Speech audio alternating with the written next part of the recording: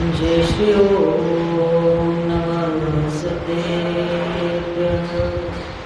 नमो अरविन्दायं नमो सिद्धायं नमो हरियायं नमो वर्षायां नमो लोहि सर्वसागरं ईसो पंचमो यारो सर्वभावप्राणो मंगलां च सर्वेषां मंगलं भगवान्देवो मंगलं गौतमोहनि मंगलं कुन्तुमङ्गायो सर्वमङ्गलमाङ्गल्यं सर्वकल्याणकारकं प्रदानं सर्वधर्माणां जैनं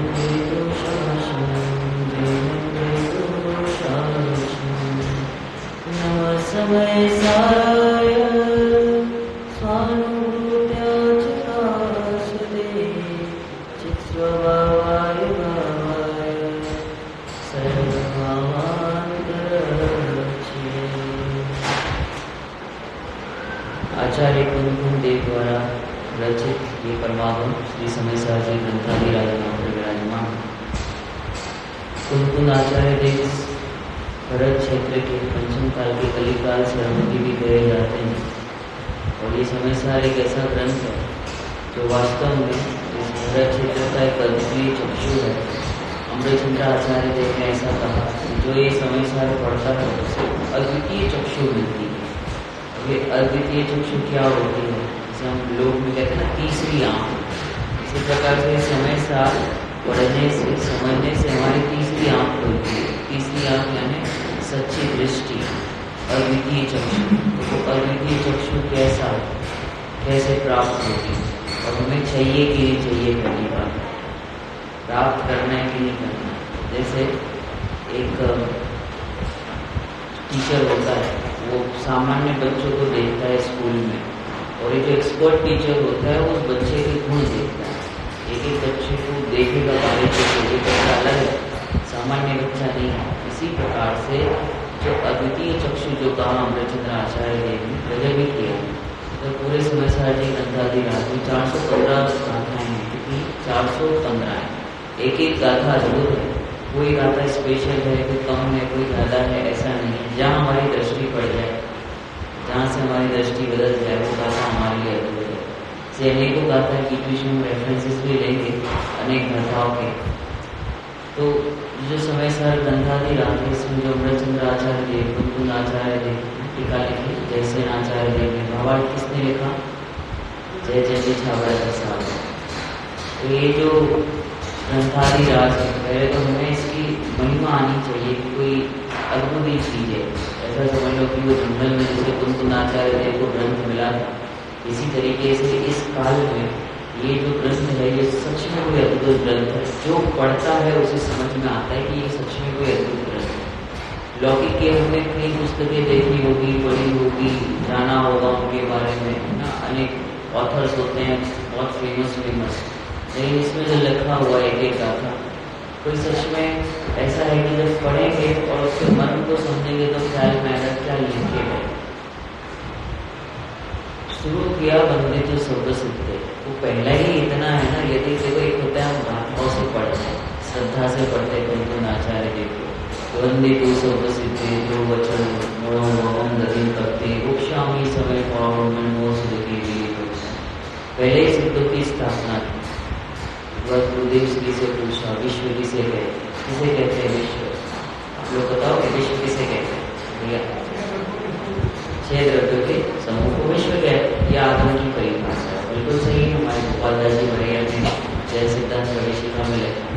गुरुदेव श्री से पूछा कि विश्व किसे कहते हैं, उन्होंने क्या उत्तर दिया? सिद्धों के कहना में सिद्धों के समूह को विश्व कहते हैं। किसे कहते हैं? विश्व। सिद्धों के समूह को। देखो ये भावनात्मक है, आध्यात्मिक कथन है, लेकिन ये दृष्टिकोण है। मैं ये उदाहरण के लिए बताना चाह रहा था कि यहाँ पे अद्वितीय चक्षु जो काम, तीसरी आँख, देखने का नजरिया। एक हम विश्व को देखते हैं आगम चक्षु से, एक होता है अध्यात्म चक्षु से देखना। जैसे कुंदमुंड आचार्य देव ने कहा, वंदित तो सब प्रसिद्ध, सबसे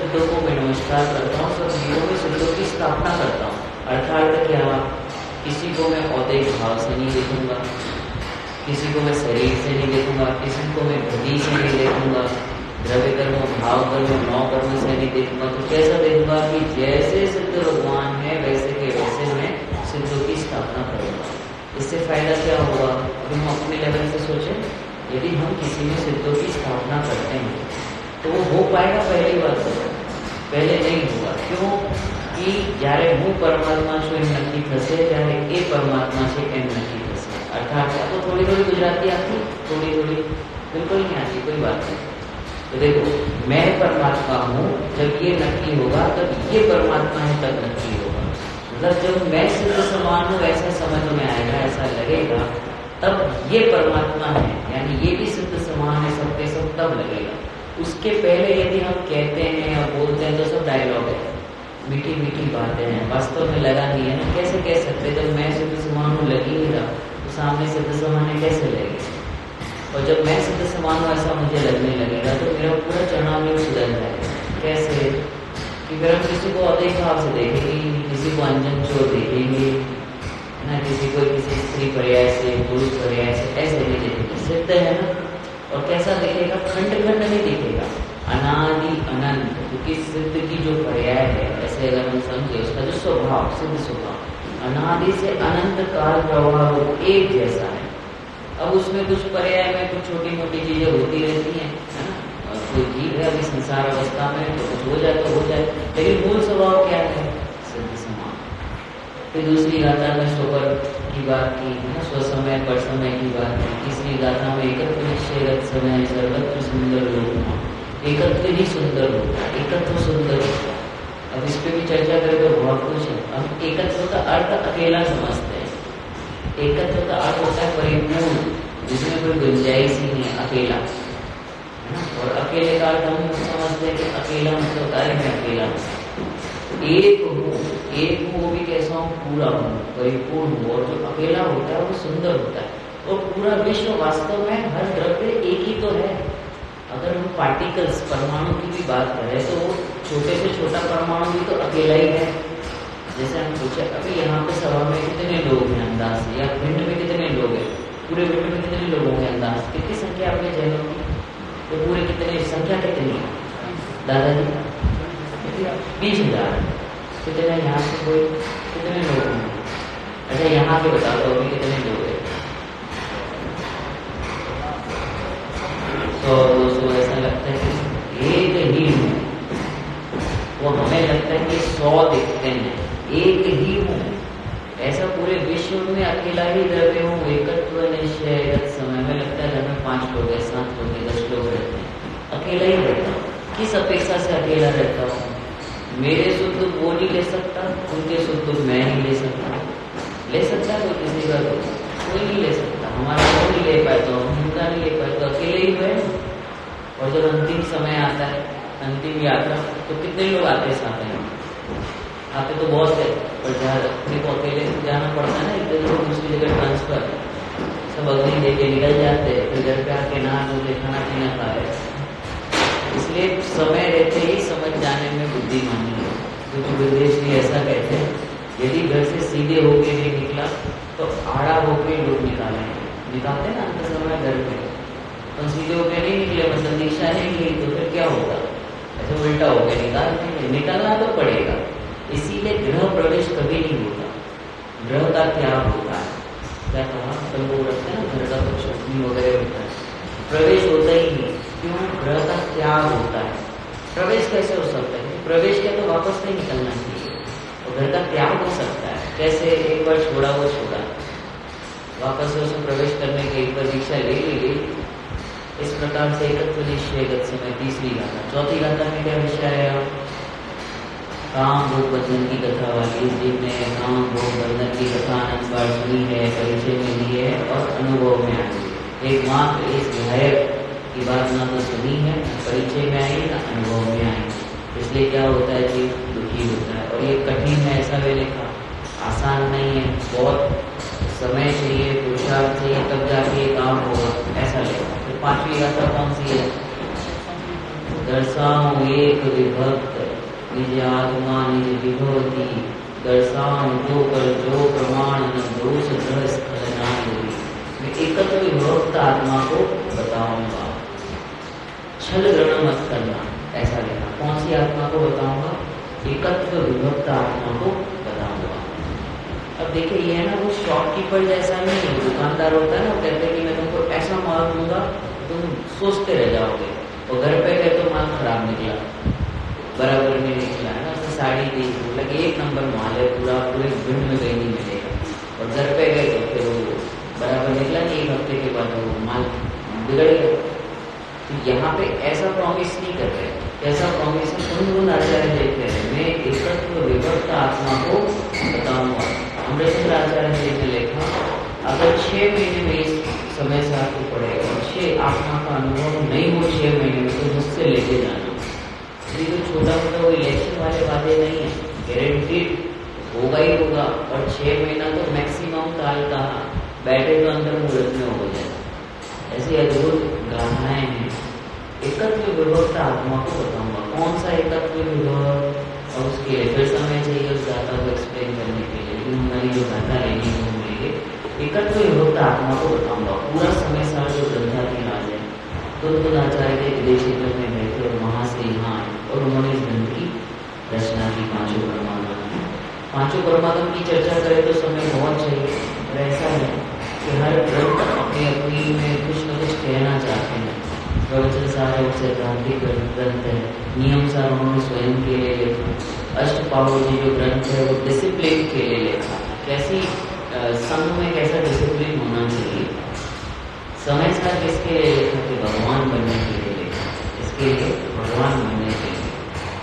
तो ये किसकी बात चल रही है? अपन जो पढ़ रहे हैं तो बहुत भाग्यशाली है कि अपने को ये गाथा पढ़ने मिल जाती है।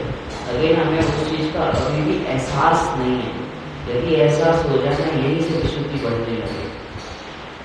सिमंदर सने साजे विदेश से आया है, सिमंदर संदेशा है विदेश से आया है। स्वामी ने कहा मेरा गायक अकेला है। कैसा है मेरा गायक? एकत्व अकेला है। उसमें आगे की लाइन आती है, तो किसी को ख्याल में वो पैराग्राफ संजीव भैया? हाँ याद आएगा तो ठीक है। इसका है, हाँ हाँ, उसका पहला पैराग्राफ बहुत सुंदर है।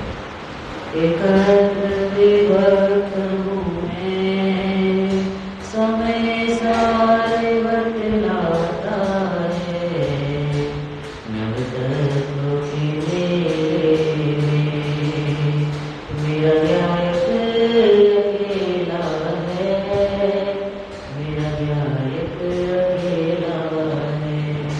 अकेला है मतलब लोनली नहीं, ऐसा अकेला नहीं। अकेला मतलब अकेला ही काफी है, पूरा परिपूर्ण। उसके बाद ये छठवीं गाथा यहाँ पे आएगी। देखिए हमें छठवीं गाथा लेनी है। अब हम पढ़ते हैं मूल गाथा। आपके पास ग्रंथ है ना, ग्रंथ निकालिए। बहुत ही सुंदर गाथा, बहुत ही सरल गाथा। एक लाइन पे हम अर्थ करेंगे और धीरे धीरे जाएंगे आराम से, क्योंकि ये बहुत पेशेंस वाला मार्ग है। देखो क्या लिखा हूँ, प्राकृत भाषा, प्राकृत वाली गाथा बोलते हैं। विभोदीय पवत्तो जान दो जो भावो। आप लोग बोलिए, मैं आधा आधा बोलता हूँ, रिपीट करना वापस से। विभोदीय पवत्तो, बोलिए। विभोदीय पवत्तो जान दो जो भावो, तो जान दो एवं पढ़न्ति सुतम, एवं पढ़न्ति सुतम, नादो जो सोचेव, नादो जो सोचेव। आज दिन भर में ये गाथा लर्न कर लेना, याद कर लेना, होमवर्क। प्राकृत वाली है, हिंदी कदाचित आती भी हो। चलो हिंदी पढ़ते हैं। मुझे गुजराती वाली आती है, अपन हिंदी वाली पढ़ेंगे यहाँ से। नहीं अप्रमत प्रमत नहीं जो एक जायक भाव है, इस रीति सोत कहाय जो ज्ञात हो तो ही है। नति प्रमत के अप्रमत नति जे एक जायक भाव है, रीत सोत कहाय ज्ञान देते तो तेज है। इसको कम से कम 50 बार गुनगुनाएंगे ना, अर्थ समझ में आता है, लेकिन वो 50 टाइम बोलना पड़ेगा। देखो क्या लिखा, सबसे पहले जो ऊपर लिखा होता है उसको कहते हैं उत्थानिका। क्या कहते हैं उसको? उत्थानिका। देखो उत्थानिका में क्या है। अब यहाँ प्रश्न उठता है, प्राकृत तो संस्कृत में लिखा है को वसो शुद्ध आत्मेति चेत, अर्थात क्या? अब यहाँ प्रश्न यह उठता है कि ऐसा शुद्ध आत्मा कौन है? कौन सा शुद्ध आत्मा की बात चल रही है? छठी गाथा कहाँ से आई? इसके पहले इसीलिए हमने रेफरेंस लिया। क्या बताया था पांचवी गाथा में? कौन सी आत्मा? कि जो एकत्व विभक्त आत्मा को मैं जो बताऊंगा, उनको आचार्य जी ने कहा था, अब वो बताएंगे। ऐसा नहीं कि प्रॉमिस किया और नहीं करेंगे। जैसा हम रोज आते हैं भगवान के सामने और प्रॉमिस करते कि करते हैं, वो अर्थ में बोलते हैं और निश्चित दे सदस्य प्रभु अरिहंत अवस्था पाऊंगा। ये आज से थोड़ी ना कर रहे, तो अभी पूजन नहीं लिखेंगे, पहले भी करते थे और अभी भी यही चल रहा है। कब तक करेंगे? अनंत काल तक पूजा ही करते रहेंगे। कब करेंगे बताओ? देखिए पूजन आदि जो करते हैं, दर्शन आदि करते हैं, भगवान को देख के ऐसा लगना चाहिए यही मेरा रूप है। ऐसे एक होता है कि वो परमात्मा है और हमें उनके जैसा बनना है, इसके लिए हम आए। वास्तव में तो दर्शन इस प्रकार से होने चाहिए, लेकिन ये दर्शन हो, पूजन हो, भक्ति हो, चाहे कुछ हो, लक्ष्य इस तरफ का ही रहना चाहिए। इसमें आता है लाइन, बहुत सुंदर लाइन है, तुम हो मुरारी वेद करूंगा स्वाहा, तुम हो मुझे पुजारी मैं यह वेद करूंगा स्वाहा, बस अवेद में तन में होना और सभी कुछ स्वाहा, अब पामरे भगवान बनिया सीख सीखने आया, तुम जैसा बनने के कारण शरण तुम्हारी आया। अब आप सोच रहे हो गाथा के बीच में ये कहाँ से आ गए? सब यही है, दृष्टि चाहिए। यही तो घर में बैठे, प्रमत नहीं आओ प्रमत नहीं, कैसे नहीं कि भगवान और मैं दोनों कोई भेद ही नहीं है। तुम पूज्य मैं पुजारी, अब ये भेद रहेगा नहीं। इसको इंग्लिश में कहते हैं डिस्क्रिमिनेशन, है ना, भेदभाव, पार्शियलिटी होता है भेदभाव। डिस्क्रिमिनेशन मतलब होता है कि कलर का जो स्किन के रिलेटेड होता है ना, कोई काला है कोई गोरा है, ऐसा। तो ये गाथा पढ़ने से सारा विश्व में जो समस्या चलती है वो सॉल्व हो जाएगी। तो सच में ऐसा है, कुलचंद आचार्य के जो प्रवचन सार है, हम समुद्र आचार्य की जितने ग्रंथ है सारे ना, रत्न शाकाचार आदि और आप्त मीमांसा मूल रूप से उसमें जो लिखा हुआ है, अगर वो सच में रिसर्च किए जाए तो सारी समस्याओं का समाधान हो सकता है। बीच में कहीं कोई विषय आएगा तो हम जरूर लेंगे। फिलहाल तो हम ये पढ़ रहे थे कि कैसे भगवान के दर्शन की कोई भेद ही नहीं है, पर हमें भेद लगता रहता है। देखो हम भगवान को भगवान मानते हैं, बराबर मानते कि नहीं मानते हैं? वो हमको भगवान मानते कि नहीं मानते हैं? नहीं मानते हैं। हम उनको भगवान मानते हैं, वो हमको भगवान मानते हैं। तो स्वयं को भी भगवान मानते हैं, मानते कि नहीं मानते? पर हम स्वयं को भगवान नहीं मानते। बस इतना सा डिफरेंस है। क्या होता है? हम उनको भगवान मानते, वो भी हमको भगवान मानते, वो स्वयं को भी भगवान मानते, पर हम स्वयं को भगवान नहीं मानते। वैसे चौथे वाले में डिफरेंस आ गया था, क्या सब एक जैसे ही थे। और इसलिए मैं मंदिर रहता हूँ कि ये जो भेद है वो मिट जाए, हम और आप दोनों एक जैसे। कौन सी गाथा प्रवचन सार? गाथा नंबर 80 नंबर, जो को द्रव्य गुण पर्याय से जानता है। देखो, तो इस तरीके से भगवान के दर्शन पूजन करना। अब यह है ना, कोई डायलॉग नहीं है, कोई प्रवचन नहीं समझना, सच में ऐसा ही है। अब तो जब हम उस बारे में सोचेंगे, विचार करेंगे, तब पता चलेगा, नहीं तो 1 घंटा पूरा होगा, घर पे चले जाएंगे। और ऐसा कई बार समोसेरों ने भी किया, क्या रह गया? एक गाथा हमें, कोई गाथा पढ़े, हर गाथा में वीतराग पुष्ट होनी चाहिए।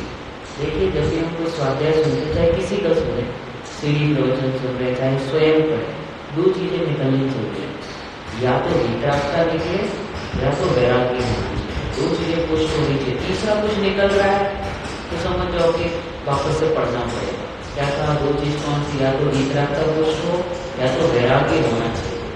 तीसरा कुछ हो रहा है, अक्षर ज्ञान बढ़ रहा है या कोई जिसे समझ में आ जाता है, नहीं, कोई दम नहीं है उसमें, कोई पंडित जी बन जाएंगे, किसी और को समझाएंगे, क्लास लेने लगेंगे, ये होगा। वीतरागता पुष्ट होनी चाहिए। ओह, ऐसा तो स्वरूप मेरा भी है। या तो वैराग्य हो जाए, कैसा संसार असार है, इसमें कोई दमी नहीं है, ऐसा लगने लगे, तब तो वो स्वाध्याय है। चर्चा तभी तो सार्थक है, नहीं तो फिर जैसे आए थे वैसे के वैसे वापस चले गए तो क्या मतलब है? जैसे अपन कहीं घूमने गए, कोई जगह गए और वहाँ मजा ही नहीं आया, ऐसे ही गए, टिकट खर्चा करके वापस आ गए, तो क्या मतलब निकला? कुछ तो लगना चाहिए, वहाँ फायदा तो होना चाहिए। तो यहाँ तो उठाने का मैं ऐसा लिखा, यहाँ यह प्रश्न उठता है कि ऐसा शुद्ध आत्मा कौन है? कौन सा वाला? वो एकत्व विभक्त आत्मा कौन है जिसका स्वरूप हमें जानना चाहिए? क्यों जानूं मैं? अपने आप से प्रश्न पूछता हूँ। आपने कहा था कई बार पढ़ी होगी, कई बार सुनी होगी, समझी होगी, अनेक बार प्रवचनों में भी दी जाती है। मुझे आत्मा क्यों जानना है? शुद्ध आत्मा कौन है जिसका स्वरूप जानना चाहिए? क्यों जानना है आत्मा, बताइए। अब मैं आपसे पूछ रहा हूँ, आप ये सोचिए कि मैं उत्तर देते रहूंगा, आप भी विचार करें। क्यों जानना है आत्मा, बताइए। मैं क्यों जानना है आत्मा? भगवान बनने के लिए, मनोप्रेषण, सुखी होने के लिए। दादाजी, आपको भी जानना है आत्मा? सुखी होने के लिए क्यों जानना है? सुखी होने के लिए, सब सुखी होने के लिए, तो सब तो जानते हैं। मैं कौन हूँ? जीव हूँ ना। आत्मज्ञानम स्वयं ज्ञानम ज्ञानादन्य स्वरूप के, तो जान तो लिया, और कैसा जानना बाकी है? अपन आत्मा है, भगवान भी आत्मा है, सिद्ध भी सब आत्मा है, सब आत्मा ही है। एनिमल्स होते हैं, तीन ज्योति के जीव, सब आत्मा है, तो जान तो लिया आत्मा, और कैसा आत्मा जानना है? कौन सा आत्मा जानना है और क्यों जानना है? उसके बारे में कभी विचार ही नहीं किया। सीधी गाथा पढ़ी, 2 लाइन पढ़ी कि मैं आ गया, इसमें जो उदाहरण है वो समझ लिया, हो गया। इसके लिए पूरी रात चाहिए, उत्थानिका से आगे बढ़ना नहीं, जब तक इसका उत्तर नहीं मिले। और जो उत्तर मिलेगा ना, वही गाथा में लिखा हुआ है, गारंटी। बैठना चाहिए। मैं पढ़ता हूँ, कोई भी गाथा उत्थानिका लेके बैठता हूँ, और गुरुदेव श्री के प्रवचन पहले नहीं पढ़ता, पहले खुद ही सोचते रहो, सोचते रहो, सोचते रहो, सोचते रहो, क्या होगा, क्या होगा, क्या होगा, लिखते रहो उसको। फिर जाके वो प्रवचन पढ़ना, फिर समझ में आएगा, मैं तो ऐसा सोच रहा था, ऐसा नहीं है, ऐसा है। तो कौन से आत्मा को जानना और क्यों जानना है, क्या जरूरत पड़ गई? जैसे हमें भोजन करना है तो जानने की आवश्यकता होती है कि चावल किसे कहते हैं, गेहूँ किसे कहते हैं, मिर्ची क्या है, सब जानना पड़ेगा ना, जानकारी लेनी पड़ेगी, क्योंकि भूख मिटानी है, जानना पड़ेगा। इसी प्रकार से आत्मा को क्यों जानना है? तो सबने कहा कि सुखी होने के लिए। तो अभी सुखी नहीं है क्या? इधर में तो खुश रहते हैं सब, केरी का रस मिल जाए, कहीं घूमने मिल जाए, 2-5 करोड़ का फायदा हो जाए, कुछ तो रहते, और कुछ चाहिए। बेंसी ब्रेन ऐसा कहते हैं, ज्यार સુધી जब तक संसार से थकान नहीं लगेगी तब तक ये बात समझ में नहीं आएगी। तुलसी बाबू जी ऐसा कहते हैं उनकी चर्चाओं में, तू एक ही चीज को पकड़ ले, या तो पूरा संसार में चला जा, या तो पूरा इधर आ जा। आधा आधा रहेगा तो नहीं समझ में आएगा, नहीं होगा, वो पॉसिबल नहीं है। एक ही करना पड़ेगा, क्योंकि 2 जगह पैर रख के कैसे कर सकता है? ये भी चाहिए, ये भी चाहिए। इंग्लिश में कोट है, one who try to do all the things hooks in all। तो जो बहुत सारी चीजें करने जाता है वो सब में फेल हो जाता है, कुछ किसी में भी एक्सपर्ट नहीं हो पाता। इसी प्रकार से यहाँ पे भी ऐसा समझना है कि मुझे आत्मा क्यों जानना है, क्या जरूरत पड़ेगी? देखा देखी करना है क्या किसी का? तो देखा देखी करेंगे तो क्या करेंगे? ज्यादा एकादशी करेंगे, उपवास करेंगे, मंदिर चले जाएंगे, थोड़े दिन में कंटाल जाएंगे, क्योंकि देखा देखी कर रहा है। फिर आएगा, थोड़े दिन बैठा और सुना नहीं सुना करके चला जाएगा। क्यों जाना है? स्ट्रॉन्ग रीजन चाहिए कोई, मजबूत कारण चाहिए कि क्यों मुझे आत्मा जानना है। और जब तक वो आंसर नहीं मिलेगा तो आपको आगे बढ़ना नहीं चाहिए। जिसका स्वरूप हमें जानना चाहिए, क्यों जाने, क्यों जानना है बताओ, क्या ऐसी जरूरत पड़ेगी। जैसे हमारे घर में बच्ची हो तो उसके लिए अपन योग्य वर देखते हैं, क्यों, उम्र हो गई तो देखना है उसके लिए, तो कोई कारण है ना। और फिर हम सारी क्रियाएं करते हैं, देखने की, 10 लोगों से पूछेंगे, तो ये आत्मा को जानने की क्या जरूरत पड़ेगी ऐसी हमें। कभी सोचा है इस तरीके से, बताओ, अब बताओ क्यों जानना है आत्मा को। नहीं तो वो एक नई कोई जानकारी लेनी है, वो एक जानकारी मात्र हो जाएगा, उसके पीछे हाथ धो के पढ़ना पड़ेगा। संजीव क्यों चाहिए मुझे आत्मा का स्वरूप, क्यों जानना है। यहाँ लिखा ना उत्थानिका में, क्या लिखा कि ऐसा शुद्ध आत्मा कौन है जिसका स्वरूप जानना चाहिए, क्यों जानना चाहिए। ऐसे आत्मा को मैं क्यों जानूं, अपना स्वरूप है इसलिए जान, तो अपना स्वरूप तो अपने पास है, फिर मैं क्यों जानूं। देखिए जैसे ये वस्तु मेरी है, ये कुर्ता मेरा है, तो अब मैं इसके बारे में क्या जानूं, हो गया ना, मेरे तो है, फिर क्यों जानना है।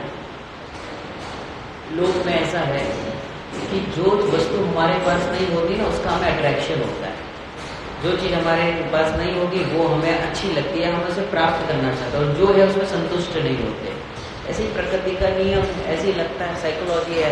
इसी प्रकार से मैं आत्मा हूँ, ये मुझे क्यों जानना है, जब मैं हूँ ही ऑलरेडी तो क्यों जानना।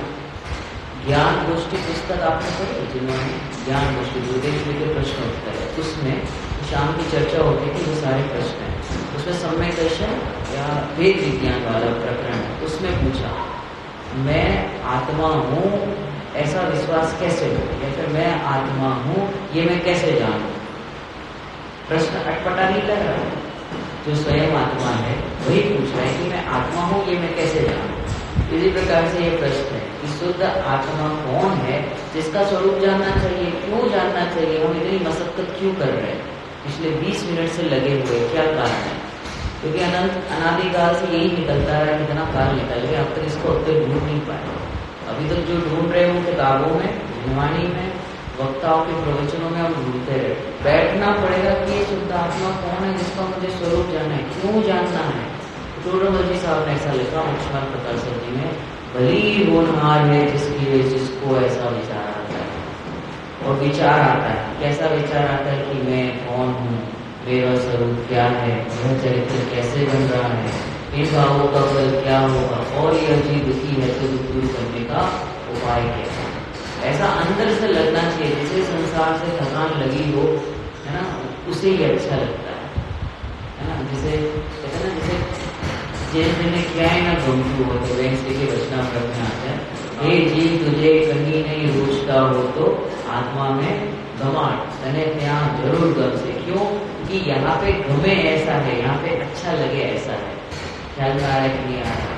कितने लोगों घर पे अच्छा नहीं लगता, घर पे अच्छा नहीं लगता, या कंटाल गए घर के लोगों से, सब बताना लगता है कि नहीं लगता। हाँ कैसे घर में जन्म लिया है, ऐसा भी लगता है कई बार, सब मुझे ही मिले हैं, ऐसा कितनों को लगता है ना। कस्टमर्स के लिए भी लगता है सब मुझे ही मिले, सब मेरे ही हाथ में है, ऐसा लगता रहता है। तो जहाँ ऐसा लगता है कि कहीं अच्छा नहीं लगता, कहीं अच्छा नहीं लगता, ऐसा सब जगह लगना चाहिए। ऐसा नहीं कि यहाँ अच्छा लग रहा है दूसरे के साथ इसके अच्छा नहीं लग रहा, वहाँ अच्छा लग रहा है, तो कहीं ना कहीं तो अच्छा लग रहा है। ऐसे पंचेंद्रिय विषय भोग में किसी विषय में कम अच्छा लगता है, किसी विषय में ज्यादा अच्छा लगता है, लग तो रहा ही है। तो कोई ऐसा ना समझ ले कि एक विषय में कम आ सकती है तो मैं कोई धर्मात्मा हो गया। जितनी विश्व के जितने पंचेंद्रिय के विषय भोग में जो भी उसके विषय हैं, सब में आसक्ति टूटनी चाहिए। ऐसा आधा अधूरा नहीं चलेगा। जैसे किसी की भोजन में आसक्ति ना हो तो वो ऐसा समझता है कि मैं बहुत वैरागी जीव हूँ, है ना। ऐसा एक बार हमने हमारे पूछा था किसी से मैंने कि मेरा बिजनेस में मन नहीं लगता है, तो क्या मैं वैरागी हो गया। तो बोले फिर क्या लगता है, नहीं अच्छा लगता है, तो द्वेष लगता है। तो द्वेष ही हुआ ना, वीतरागता कहाँ हुई। तो वीतरागता किसको कहा मोक्षमार्ग प्रकाशक जी में, कि जहाँ इष्ट अनिष्ट की बुद्धि ना हो, राग द्वेष के भाव ना हो, जहाँ समता भाव हो, उसका नाम सच्चा वैराग्य कहा। हम वैराग्य किसको समझते, छोड़ दिया, ये अच्छा नहीं लगता, इसमें पाप है, ये अच्छा नहीं, एकदम छोड़ दिया। और कोई अन्य कर रहा हो तो उससे द्वेष करते, तो ये छूटा थोड़ी ना है। तो द्वेष कर रहा है उस व्यक्ति से, द्वेष करता है, तो कहीं भी अच्छा नहीं लगना चाहिए। कंडीशन नंबर 1, मुझे जग में नहीं मुझसे अच्छा कुछ नहीं लगता, इसलिए तो जग में मेरा मन नहीं लगता। मैं निज में रमा रहूं, बाहर ना कहीं फिरूं।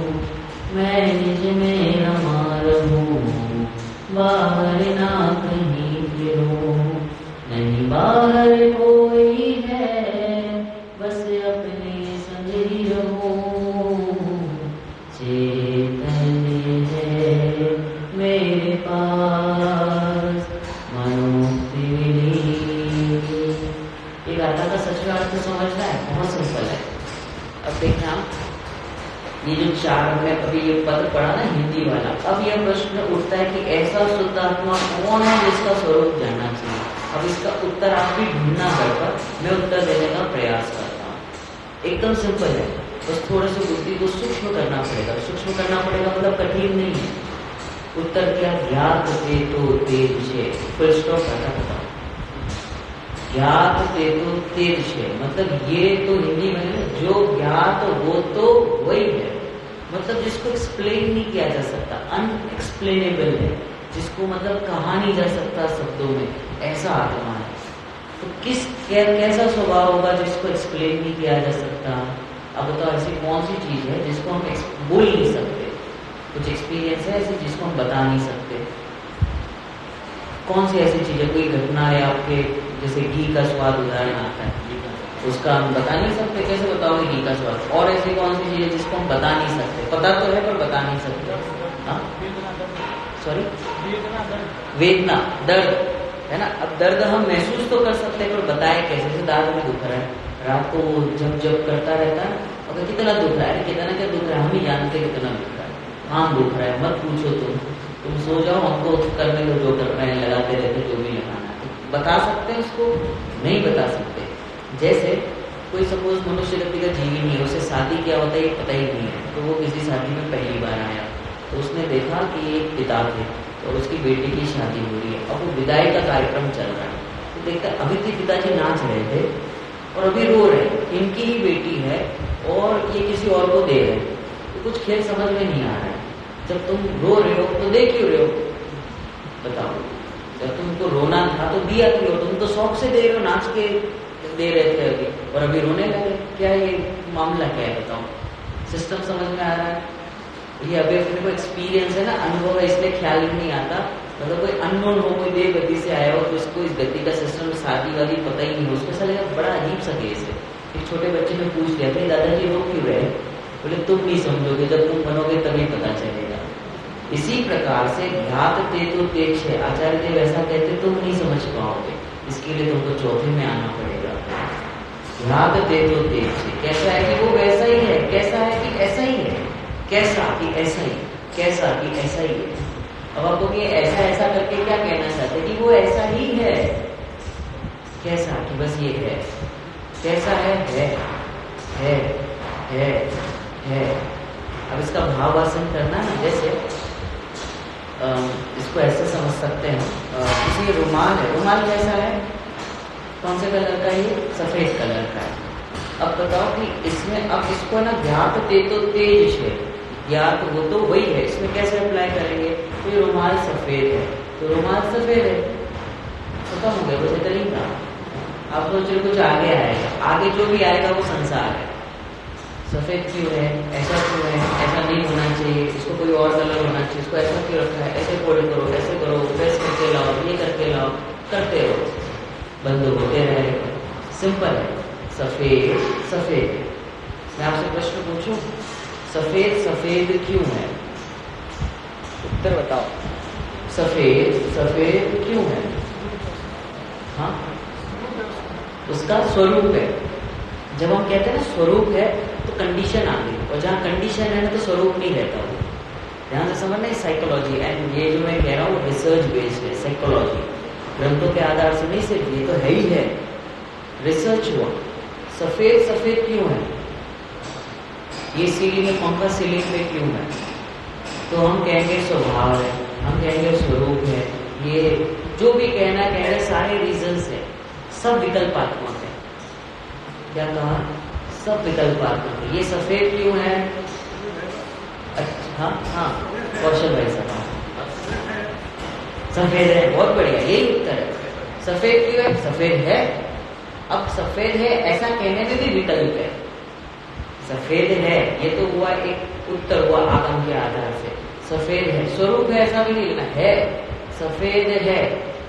अब यही लिखे रहना, हिलना नहीं, पूरी गाथा इसी में आ जाएगी। ये सफेद है, सफेद है। क्यों सफेद है? बस है सफेद। अब ये विकल्प के तौर पर भी नहीं, अभी तो हम विकल्पात्मक ज्ञान कर रहे हैं। विकल्पों में भी नहीं, ये सफेद क्यों है? कैसा है?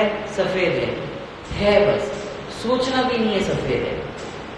अब मुझे ये बता, इसी स्पेस में रहना, मतलब इसी जगह पर रहना, ये सफेद है ऐसा हमने निर्णय कर लिया। क्या निर्णय किया? इस रुमाल संबंधी, मात्र रुमाल संबंधी हमने निर्णय किया। क्या निर्णय किया? कि ये सफेद है। अब आप कोई विकल्प करके बताओ, पर खड़े यही रहना, है पे खड़े रहो और कोई विकल्प करके बताओ। ये है।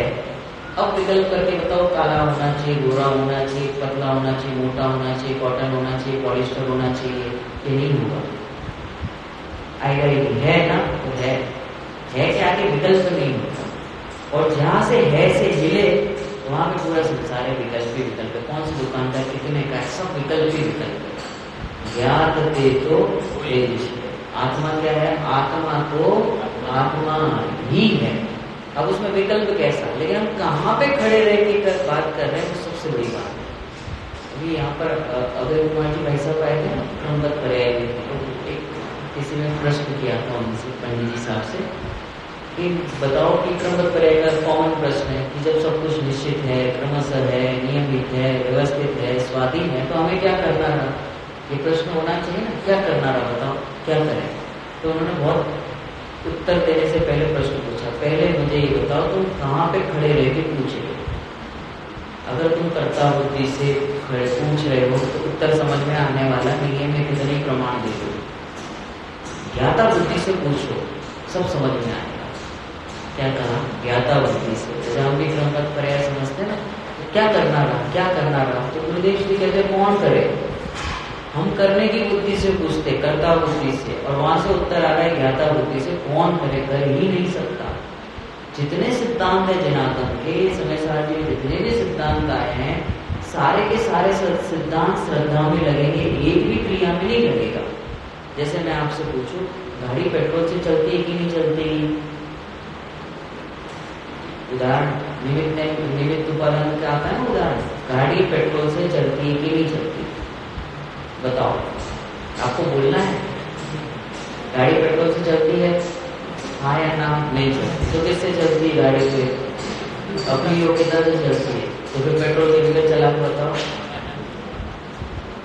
अभी समझो कि मुझे निमित्त उपादान पता ही नहीं, कन्विंस करो कि कार्य उपादान से होता है। गाड़ी में पेट्रोल नहीं होता तो गाड़ी, एक गाड़ी बता दो जिसमें पेट्रोल ना हो और वो चलती हो, है ना? वो एक्सेप्शनल अपवाद नहीं लेना, इलेक्ट्रिक वाली, ये उदाहरण है, एक देश होते हैं। तो जैसे गाड़ी, कोई गाड़ी देखे जो पेट्रोल के बिगड़ या डीजल के बिगड़ चलती हो, तो आप कैसे कह रहे हो कि गाड़ी पेट्रोल के बिगड़ चलती है? प्रूव इट, आप प्रूव करके बताओ। हाँ चाची, हाँ किससे? क्या कहा? ऐसे कैसे हो सकता है? या तो चलती या तो नहीं चलती। ऐसा तो नहीं गाड़ी कभी चल रही है पेट्रोल से, कभी नहीं चल रही। या तो चलेगी या तो नहीं चलेगी। कोशिश करिए, इसका उत्तर जो दे पाएगा उसको वो निमित्त उपादान समझ में आएगा, नहीं तो नहीं समझ में आएगा तो खाली पढ़ के कह दिया तो फिर वो, हाँ कौन बताएगा? हाँ, निमित्त सामने होता है, चलती अपनी योग्यता से, ठीक है? तो जैसे गाड़ी खड़ी हुई है, उसमें पेट्रोल भी है, निमित्त भी है, गाड़ी का उपादान भी, फिर भी नहीं चल रही। पांचों समवाय से चलेगी, मतलब आपकी गाड़ी पेट्रोल से नहीं चलती, पांचों समवाय से चल रही है। निमित्त, पुरुषार्थ, भविष्य, होना आदि पांचों समवाय से। एक उत्तर तो कुछ मिल नहीं रहा, किससे चलती है गाड़ी? से।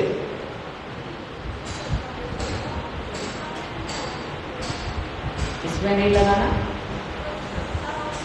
हाँ बहुत बढ़िया, श्रुति ने बहुत अच्छा उत्तर दिया। ये जितने भी अपने सिद्धांत होते हैं ना, वो क्रियाओं में नहीं लगेंगे। आप एक टाइम पे जाके अटक जाओगे। और यही होता है जब हम किसी को समझाने का प्रयास करते हैं, क्रमबद्ध पर्याय, निमित्त, उपादान, चाहे वो सट कारक को नहीं हो पाएगा। वो उदाहरण है ना, खाली रेफरेंस के लिए था, और हम उदाहरण में ही उलझते रहते हैं। कैसे? अब हम वो क्रियाओं में लगाते जाएंगे, क्रियाओं में लगेगा ही नहीं। कैसे लगेगा? क्योंकि वो सामने वाला इतने सारे काउंटर क्वेश्चन आएंगे कि पेट्रोल से नहीं चलती है तुम्हारी गाड़ी में, पेट्रोल निकाल के चला के बताओ। फिर अपन क्या कहेंगे, थोड़ा स्वाध्याय करो जी, तुम स्वाध्याय करो। अपने पास कुछ उत्तर ही नहीं है तो कह देते स्वाध्याय करो, कि तुमको नहीं समझ में आएगा। ऐसा कह देते तो बचने वाली चीज थोड़ी ना, वो क्रियाओं में लगने ही नहीं वाला है। तो कहाँ लगेगा? अब समझना, ये गाथा से रिलेटेड है। जैसे अभी उत्तर आया ना, कहाँ से आया कि वो क्रियाओं में नहीं लगेगा। कहाँ लगेगा? श्रद्धान में। कैसे श्रद्धान में लगेगा? अब देखना, मैं एक बीच में दूसरा उदाहरण देता हूँ तो ये उदाहरण क्लियर हो जाएगा। जैसे टेबल बना, तो टेबल कैसे बना? तो थिंग्स हैपन 2 times, चीजें 2 बार बनती है। First in mind, then in reality. मतलब जो ये टेबल बनाने वाला व्यक्ति है, उसके माइंड में पहले स्ट्रक्चर रेडी हो जाता है, उसे पता है कैसे कैसे करना है, और फिर क्रिया रूप जो भी उसे करना है, फिर ये टेबल बनता है। अगर उसके माइंड में क्लैरिटी नहीं है तो टेबल नहीं बन पाएगा। मूर्तिकार होता है, पत्थर में से मूर्ति बनाता है, तो पहले वो मूर्ति एग्जैक्ट देख लेता है, क्रिस्टल क्लियर होता है उसे। तो क्या करता है कि जो अनवांटेड स्टोन्स हैं, जो पत्थर नहीं चाहिए, उसको छेड़ी से हटाते रहता है। अगर 1 इंच का भी उसके दिमाग में कंफ्यूजन आ जाएगा ना, तो मूर्ति नहीं बन पाएगी। क्या कहा? तो पहले कहाँ बनता है? माइंड में। उसके श्रद्धा में क्लियर होता है कि इसको मूर्ति कहते हैं, तब जाके एग्जैक्ट मूर्ति बाहर में बनती है। इसी प्रकार से पहले हमारे श्रद्धा में इतना क्रिस्टल क्लियर होना चाहिए कि पेट्रोल से गाड़ी नहीं चलती। अब हम देख रहे हैं पेट्रोल और गाड़ी की तरफ, अब हम देख रहे हैं समवाय की तरफ। वहां देखना ही नहीं है। कहाँ देखना है? श्रद्धा से देखो। अब अद्वितीय चक्षु से देखें। वो जो पेट्रोल था, वो जो गाड़ी थी, अब पेट्रोल गाड़ी को मत देखो। अब उसको इस तरीके से हमें देखना है कि ये अब यहाँ से सुनना, वहां से नहीं, क्योंकि इसमें भी आएगा गे जाएगा आदि। तो यहाँ से देखो। कहाँ से? श्रद्धा से। कौन सी दृष्टि से देखो? गाड़ी की अपनी योग्यता है, पेट्रोल की अपनी योग्यता है। आप जो उत्तर दे रहे थे, उत्तर तो सही था, लेकिन यहाँ से दे रहे थे इसलिए वो फिट नहीं बैठ रहा था। अब यहाँ से श्रद्धा से सोचे कि गाड़ी की अपनी योग्यता, पेट्रोल की अपनी योग्यता, सबकी अपनी अपनी योग्यता है, सबको अलग अलग कर दो। फिर वो 5 समवाय जो भी लगेंगे वो ऑटोमेटिक लगेंगे। पहले मैं ये देखूंगा, श्रद्धा में मेरे फिट होगा कि गाड़ी पेट्रोल से नहीं चलती। पेट्रोल पे फोकस मत करो, गाड़ी पे फोकस मत करो। फोकस कहाँ करना है? योग्यता से चलती, योग्यता से, यहाँ दृष्टि से। जब दृष्टि में ये बात फिट बैठ जाएगी कि जब जब गाड़ी चलेगी तब तब पेट्रोल वहां पे अवेलेबल होगा, फिर वो यथा योगी निमित्त वहां पे जो भी होगा वो होगा। देखना कहाँ से है? श्रद्धा से। और श्रद्धा में एक बार बैठ गया तो क्रिया में कुछ चेंज नहीं होगा, क्रिया में दिखेगा, होगा कुछ नहीं। वो गाड़ी वैसे ही चल रही है जैसे अनादिकाल से चल रही थी। अब क्या होगा? दृष्टि बदल गई ना, तो गाड़ी वही चल रही है जो पहले चलती थी। अब ये बात मेरी श्रद्धा में फिट बैठ गई, तो हमें क्रियाओं में दिखने लगा। क्या दिखने लगा? कि ये पंखा सीलिंग के आधार पर नहीं है, ये माइक टेबल के आधार से नहीं है। इसको कहते हैं अद्वितीय चक्षु। तो जितने सिद्धांत कहाँ लगेंगे? श्रद्धान में लगेंगे। और श्रद्धान में एक बार फिट बैठ गया तो क्रियाओं में क्या होगा? श्रद्धा में बैठा तो क्रियाओं में दिखने लगेगा। इसलिए आज तक कोई क्रमबद्ध पर्याय किसी को समझा नहीं पाया। क्यों? क्योंकि वो सुनता कहाँ से? क्रियाओं से। पेट्रोल में लगाएगा, कुमार में लगाएगा, वो बाई रोटी बनाती है, अरे बाई रोटी उसमें लगानी ही नहीं है। वो तो मात्र एक छोटा सा पहले उदाहरण देके उसे मात्र क्या परिचय कराना था, बस वो परिचय तक का था। उसके आगे करने जाएंगे तो होगा भी नहीं, क्योंकि वो प्रश्न पूछेगा कि रोटी तुम आटे के बगैर रोटी बना के दिखाओ।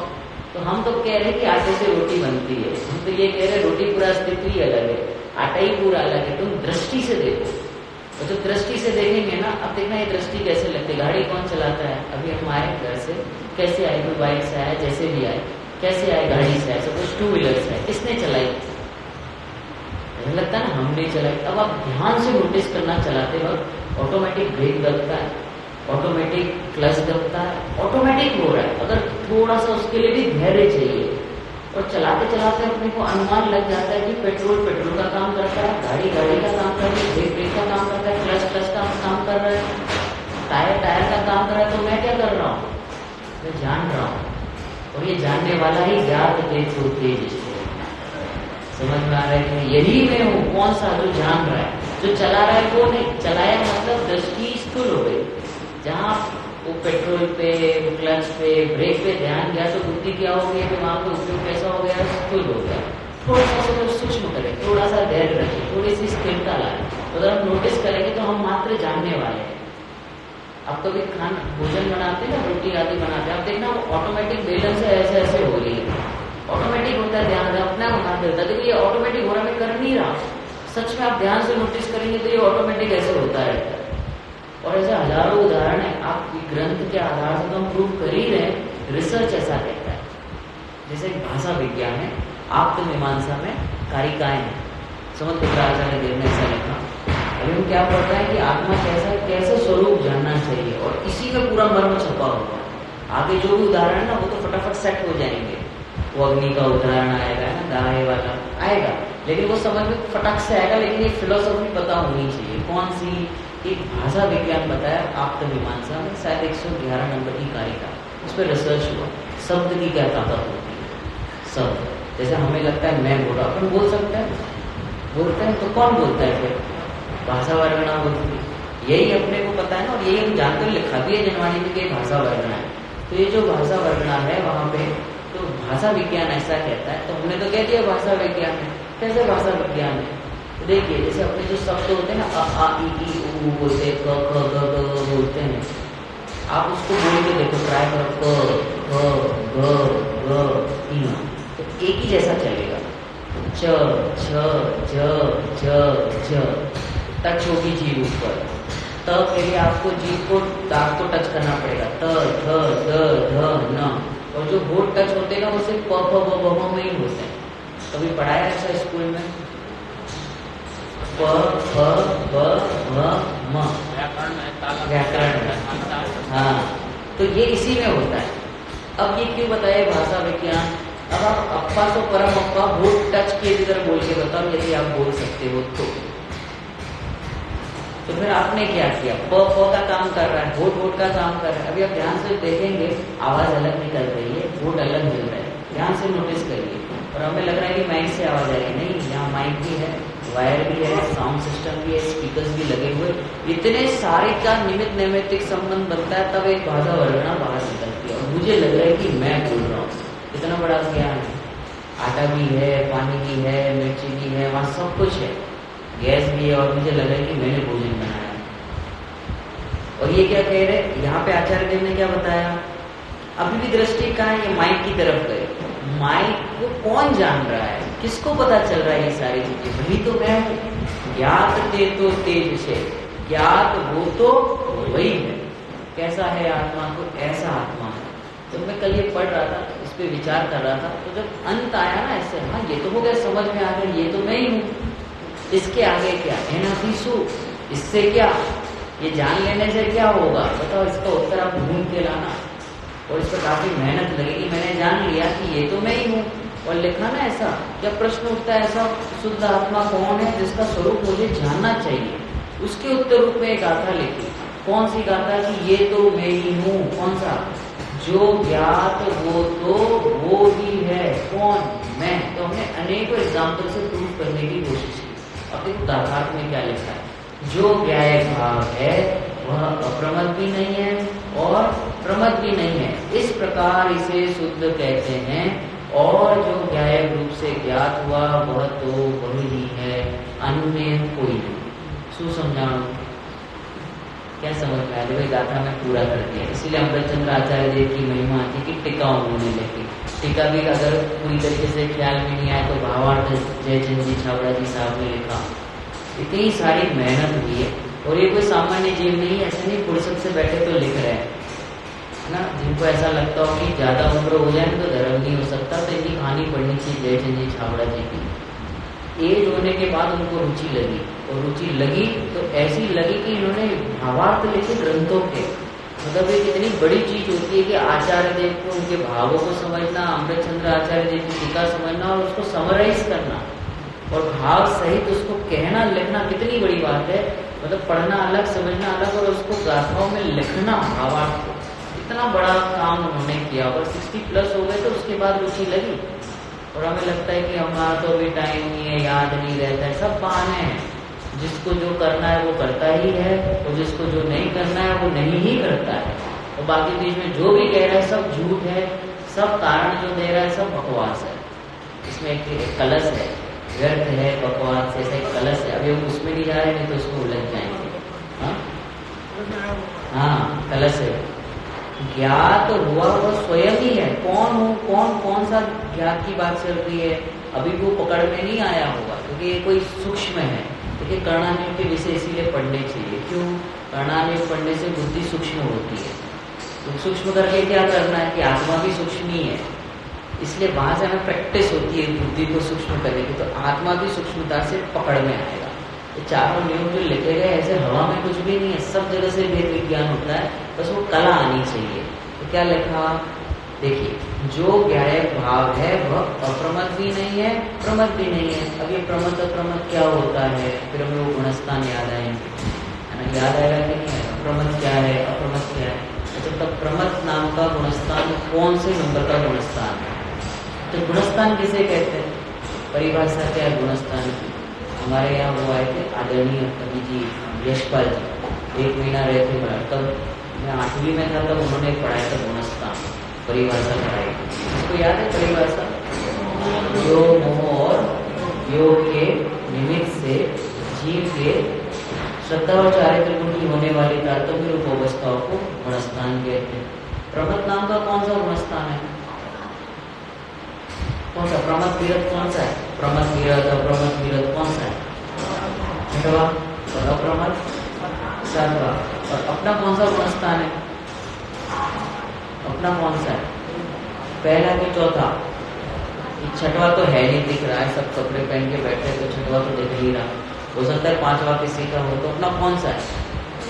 पहला, चौथा या 5वां? यही तो बचे। कौन सा है? बादशाहों का गुणस्थान कौन सा? पहला कि चौथा? जो भी कहोगे फंस जाओगे, है ना? एक पहला हो या चौथा हो, है ना? हम तो यही सोचते सभी का चौथा ही हो। टोटोमल्ली साहब कहते हैं कि धन्य धन्य है वे जीव जो स्वानुभव की चर्चा भी करते हैं। ऐसे प्रश्न तो आप में से बिरले भी पूछते हैं, ऐसी चर्चा करने वाले बिरले जीव होते हैं। आप भी स्वभाव में रत रहना और अपनी विशुद्धि को बढ़ाना, अपने गुणस्थानों को बढ़ाना, अपनी परिणति को और आगे बढ़ाना। रहस्यपूर्ण चिट्ठी में लिखा। कौन सा होगा? वो तो यही अपेक्षा रखते कि चौथा तो होगा ही होगा, चौथे से नीचे कैसे कल्पना कर सकते हैं? ऐसे प्रश्न कौन पूछे कि जो चौथा वाला हो वही पूछे। आत्मा प्रत्यक्ष है कि परोक्ष है, ऐसा प्रश्न किया। कौन सा है? तो अपन को लगता है अपना पहला है या तो चौथा, ऐसा लगता है। तो चौथे वाले को ऐसा नहीं लगता कि चौथा है। चौथा है ऐसा लगे तो पहले में आ जाएगा। चल रहा है तो कौन सा है? अभी हमें लगता है पहला है। जिस दिन पता चल गया कि पहला भी नहीं है, उस दिन चौथा आ जाएगा। क्या कहा?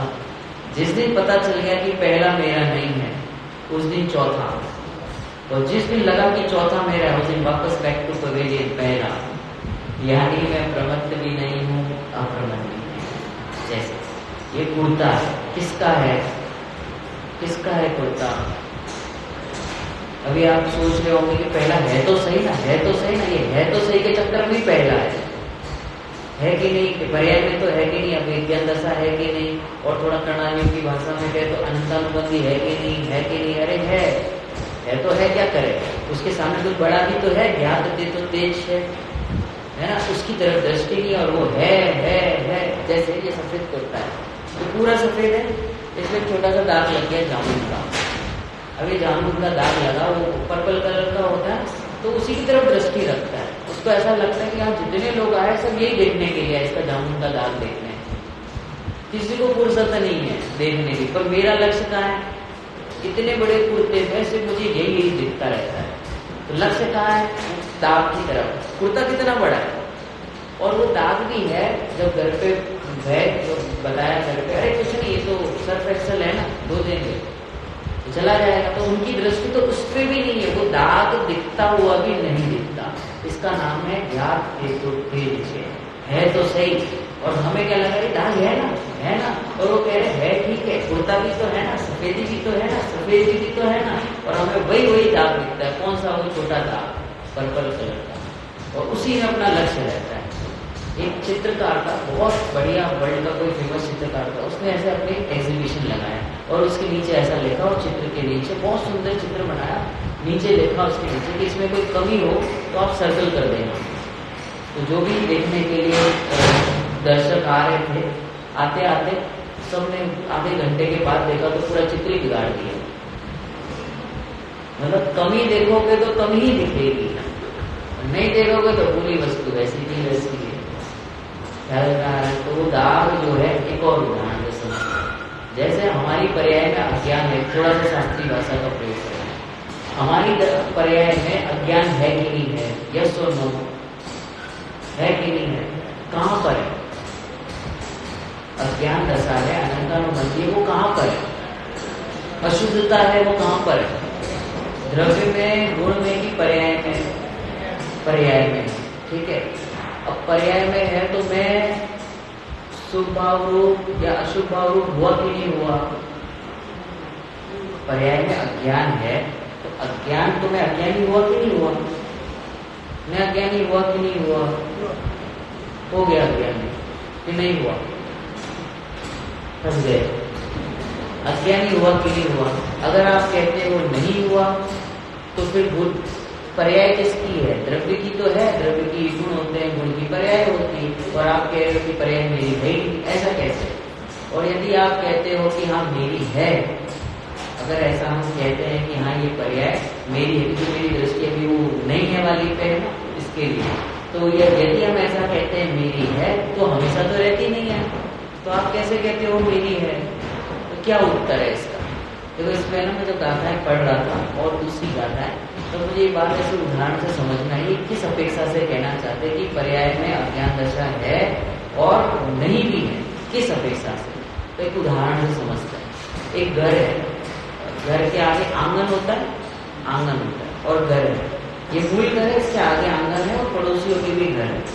तो अपने घर में जो कचरा है कहाँ पे रखा हुआ है? वो आंगन में पड़ा हुआ कचरा है। अब वो अपने घर का ही कचरा है कि नहीं है? तो सही अपने घर का, किस अपेक्षा से? कि बाकी घर का नहीं है, इसलिए उस अपेक्षा से अपने घर का कह दिया। लेकिन अगर उसको नजदीक जाके देखे, गाथाओं में ऐसा है, नजदीक जाके देखे तो समझ में आएगा कि वो मेरे मूल घर में नहीं है, आंगन में है तो मेरे ही घर में, लेकिन कहाँ पर है? आंगन में है, मेरे मूल घर में नहीं है। इसी प्रकार अज्ञान है तो सही, पर कहाँ है? आंगन में है। तो आंगन में तो रहने दो ना, क्या फर्क पड़ता है? कैसे फर्क नहीं पड़ता कि वो आंगन में? दृष्टि जब स्वभाव की होगी, यानी मूल घर की होगी, तो वो आंगन की ओर दृष्टि चली जाएगी, कचरा तो वहां रहेगा अभी। लेकिन जब यहाँ से यहाँ पे स्वभाव का अवलंबन लेगा तो उस तरफ का लक्ष्य छूट जाएगा। इसका नाम चौथा अवस्था। समझ में आया? अज्ञान है तो सही, पर कहाँ है? पर्याय में। जब पर्याय दृष्टि छूट गई, जब ये पता चल गया कि आंगन मेरे घर का हिस्सा होते हुए भी नहीं है, तब चौथा अवस्था अनंतानुबंधी चली जाएगी। तब ख्याल में आएगा ज्ञात देखो तेज है, ऐसा मेरा ज्ञान अनंत स्वभावी में दीप रखो। ये अभी भी है ना, इसको बहुत सूक्ष्म दृष्टि करनी पड़ेगी। मैं नहीं कह रहा कठिन है बहुत सरल, पर बहुत पेशेंस चाहिए। मतलब ये अभी 1 घंटा पढ़ा और हो गया ऐसा नहीं है, पूरे दिन अलग अलग जगह अप्लाई करना पड़ेगा। और जब मैं पढ़ता हूँ तो ऐसे ही पढ़ता हूँ, गाथा पढ़ी, डायरेक्ट आंसर नहीं पढ़ना है, पहले ढूंढते रहो पूरे विश्व में कि गाथा कैसे अप्लाई होगी, कहाँ होगी। तो सारे उदाहरण दिखते हैं, घर दिखेगा, आंगन दिखेगा, तो जब फिट होता है ना तब बड़ा मजा आता है। तब ऐसा लगता है ओहो, आज मुझे गुरुकुल आचार्य जी की बात कुछ समझ में आने लगती है ना। ये ऐसा कौन जी करता है, मैं आपको ट्रिक बता रहा हूँ, ऐसा कौन जी करता है? सम्यक सम्मुख मिथ्या दृष्टि जी, इसको आभास है नहीं, और सम्यक की और है, और ये ऐसा प्रयोग करता रहता है। ये ऐसा नहीं सोचता इसमें जो लिखा था वो बात मुझे समझ में आ गई। ये ऐसा सोचता है, इस प्रकार से विचार करता है, ओहो जो जिनेंद्र भगवान के ज्ञान में चलता है, जो जिनेंद्र भगवान की वाणी में आए, आज वो बात मुझे समझ में आने लगी है। ओहो, और मैं समझूंगा, और मैं जानूंगा, और इस तत्व का चिंतन करूंगा। आत्मा में ज्ञान तो सबके है, पर धन्य है वे जीव जिनके ज्ञान में आत्मा। ये जिनवाणी का सिद्धांत तो सभी है ही है, पर धन्य है वे जीव जिनके ज्ञान में ये जिनवाणी की बातें भ्रमण करती है। जिन वचन भ्रमणते, कुछ हो जाए तो यही याद आता है, हम इसको फलसुतो, हम इसको फलसुतो, मैं तो मैं ही हूँ ना। अब आप सोच रहे हो कि गाथा को पढ़ने से फायदा क्या होगा? फायदा ये होगा कि जब मैं ही हूँ तो मुझे अब इस स्पेस में रहना, ये कला, मैं ही हूँ। अब विश्व में कुछ हो जाए तो कोई फर्क पड़ने वाला है? मेरा तो कोई लेना देना ही नहीं रहा ना, जो हो रहा है आंगन में हो रहा है। आंगन में तो बच्चे खेलते हैं, उधम मचाते हैं, सब करते हैं, करने दो। बच्चे घर में खेल तो अपन क्या कहते हैं, उधर जाओ, आंगन में जाओ। ऐसे अपने कोई रात द्वेष होने लगे ना तो क्या कहना है, चलो बाहर आंगन में जाओ।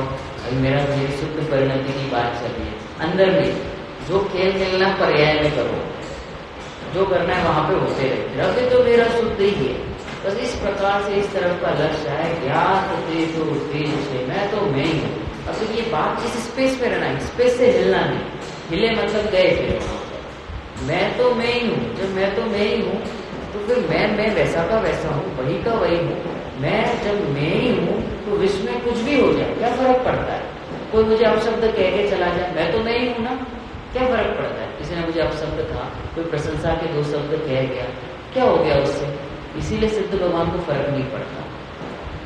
हाथ पे हाथ धरे ऐसे, करना कुछ न रहा जैसे।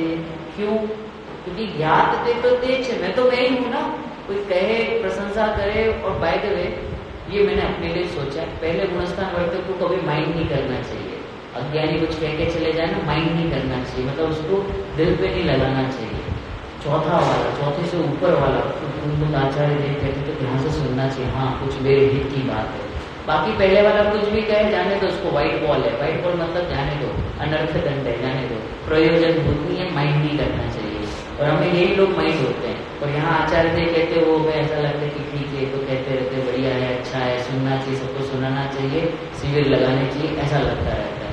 क्योंकि ये चीज हमें लेना चाहिए।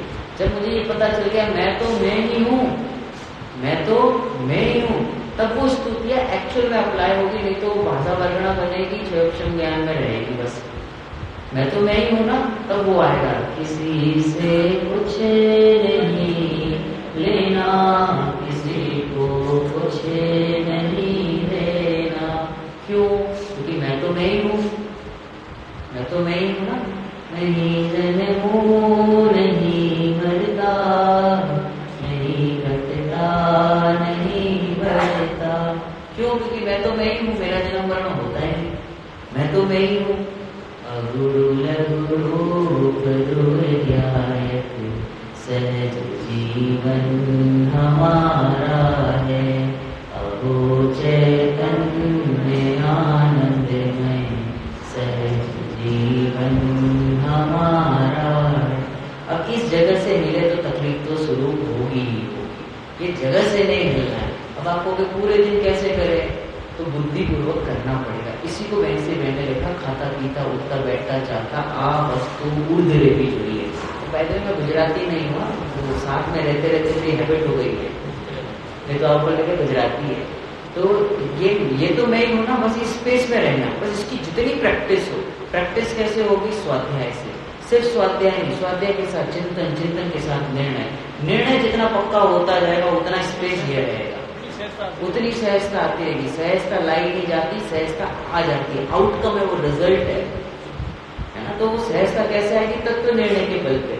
निर्णय कैसा? यही मैं हूँ, यही मैं हूँ, तो उसका नेक्स्ट आउटकम आएगा सहजता, सरलता, स्वाधीनता, सब आउटकम आएगा। और हम उसको आर्टिफिशियली लाना चाहते हैं कि मैं कितना सीधा हूँ, मैं कितना भोला हूँ, नहीं होगा ऐसे। तो थोड़े दिन मेंटेन करोगे, फिर वो प्रकृति तो दिखाएगी अपना खेल। तो मैं कैसा हूँ? मैं तो मैं ही हूँ, बस इसकी धूल लगनी चाहिए। आप आज के दिन इसका प्रयास करना है ना। स्वाध्याय का अर्थ सिर्फ लाइनें पढ़ना नहीं है, पूरे दिन प्रैक्टिस करते, मैं तो मैं ही हूँ। कोई कुछ कह रहे, सास कुछ कह रहे, नहीं मैं तो मैं ही हूँ, व्हाइट बॉल है, जाने दो इसको, अभी उसको माइंड नहीं करना, ठीक है। रात का कोई परिणाम आया, जाने दो, पर्याय में आंगन में जाने दो, द्वेष का परिणाम हुआ, वो तो आएगा। जब तक ये दशा है तब तक भूमिका में आएगा। तो कहाँ जानने का? आंगन में। आंगन में जाने दो, मूल घर में मैं तो मैं ही हूँ, मैं अकेला ही हूँ। एकत्व निश्चय समय सर्वत्र सुंदर लोक। ऐसी भावना के साथ यही डुल रहे, यही चलता रहे। और ये अंदर की दुनिया है, बाहर में किसी को समझ में नहीं आएगा। यही कोई समय दृष्टि जीव बैठा हो, पता नहीं चलता। बस वो अंदर की धुन में काम चलता रहता है, बस चलता रहता है। बाहर में ऐसा देखो दुकान पे जा रहे, देखो ये 6 खंड को जीतने जा रहे हैं। जिसने एक अखंड को देख लिया उसे एक खंड वंड दिखता नहीं है, न तो लगता है बाहर में ऐसा जा रहा है। इसी प्रकार से जब हम यहाँ से निकले, यहाँ से जा रहा है, मैं ही मैं हूँ पूरे विश्व में, ज्ञात तो स्टेज है, इसे चर्चा